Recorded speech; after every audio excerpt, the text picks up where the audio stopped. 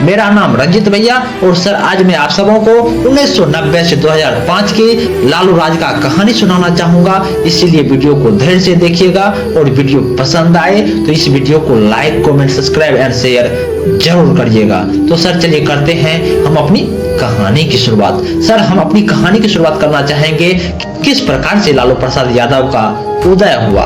तो दोस्तों साल था सन 1990 ईस्वी में बिहार की गलियों में एक नया नारा गूंज रहा था, भूरा बाल साफ करो, भूरा बाल साफ करो। यानी पिछड़े वर्ग को सत्ता में हक दो, पिछड़े वर्गों को सत्ता में हक दो। उस भीड़ के बीच एक साधारण आदमी बनिया ठाकुरों की राजनीति को चुनौती दे रहा था।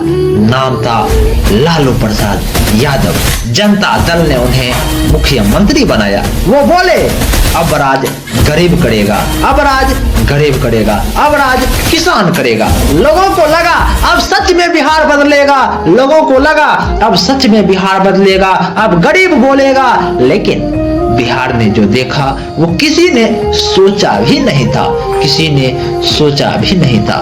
तो दोस्त कैसे बिहार में डर और अंधेरे का दौर आया उसके बारे में भी हम समझ लेते हैं। तो दोस्तों लालू के शासन के पहले कुछ साल उम्मीदों से भरे थे, पर जल्द ही ये उम्मीद टूटने लगी। सड़कों पर अपराध बढ़ा, स्कूलों में शिक्षक नहीं, अस्पतालों में दवाई नहीं और लोगों में भरोसा नहीं। क्या सड़कों पर अपराध बढ़ा, स्कूलों में शिक्षक नहीं और अस्पतालों में दवाई नहीं और लोगों में भरोसा नहीं। उस दौर में रात होते ही गांव में सन्नाटा छा जाता, क्योंकि कोई नहीं जानता था कब किसका अपहरण हो जाए। उस दौर में कोई नहीं जानता था कि कब किसका अपहरण हो जाए, अपहरण हो जाए। अपहरण उद्योग ये शब्द उस दौर में पैदा हुए थे। ये जो अपहरण उद्योग थे ये शब्द उसी दौर में पैदा लिए थे। लेकिन लालू कहते थे हमारे राज्य में कानूनों का राज है, ये सब विरोधियों की साजिश है भाई, ये सब विरोधियों की साजिश है। पर जनता जानती थी, कानून किताबों में था, सड़कों पर तो जंगल राज ही था, जंगल राज ही था। तो दोस्त अब हम जान लेते हैं कि चारा घोटाले मामले में कैसे लालू प्रसाद यादव को अपना गद्दी छोड़ना पड़ा। तो दोस्तों ये बात है सन 1996 ईस्वी की। ये सन 1996 ईस्वी में खबर आई कि सरकारी खजाने से 950 करोड़ रुपये 950 करोड़ रुपये का गबन हो गया है। नाम आया लालू प्रसाद यादव का।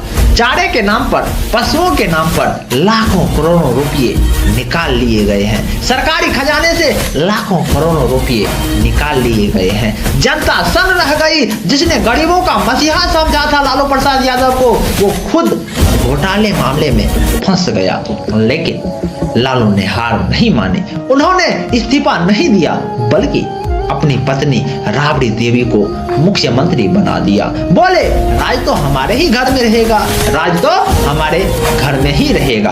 और इसी तरह से सन 1997 ईस्वी में राबड़ी देवी बन गई बिहार की मुख्यमंत्री। लेकिन असली राज चलता रहा लालू का, असली राज लालू का चलता रहा।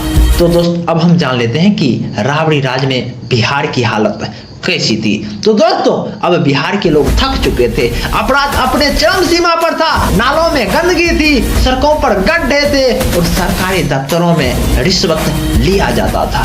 स्कूलों में बच्चे नहीं आते थे, दफ्तरों में अफसर नहीं आते थे।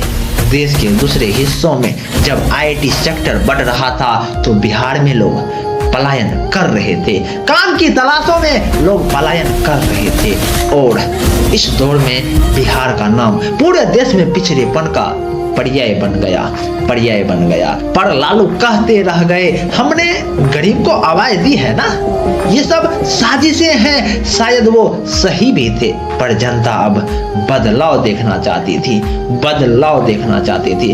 तो दोस्तों अब हम जान लेते हैं कि कैसे 2005 ईस्वी में लालू राज का बदलाव की घड़ी आ गई। तो दोस्तों साल था 2005 ईस्वी का, बिहार के चुनाव हुए। जनता ने कहा अब बहुत हुआ जंगल राज और इसी चुनाव में उतरे नीतीश कुमार, जिन्होंने दिया नारा सुशासन का सरकार, सुशासन का राज। लालू की पार्टियां हार गई और बिहार ने नए युग में कदम रखा।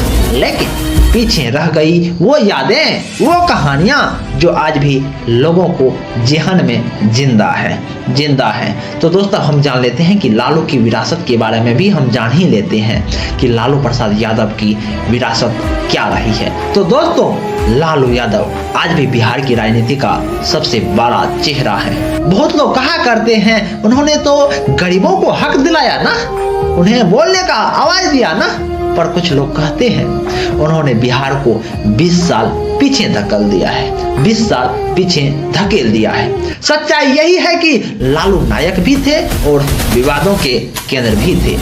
उनका राज भले ही जंगल राज कहा जाता था, लेकिन वो बिहार की आत्मा का एक हिस्सा बन चुके हैं। तो दोस्तों बिहार बदल गया, लेकिन उसी दौर की कहानी आज भी जिंदा है। वो 15 साल जिन्होंने बिहार को डर, दर्द और सीख तीनों दिए हैं। आप क्या सोचते हैं दोस्तों, लालू यादव दोषी थे या वो समय दोषी था? तो कमेंट में आप जरूर बताइएगा। और अगर ऐसे ही सच्चे इतिहास की कहानियां सुनना चाहते हैं तो चैनल को सब्सक्राइब जरूर करिएगा। तो दोस्त मिलते हैं अगले वीडियो में एक और सच्ची कहानी के साथ। यदि वीडियो पसंद आया होगा तो इस वीडियो को like, comment, subscribe and share जरूर करिएगा। नमस्कार।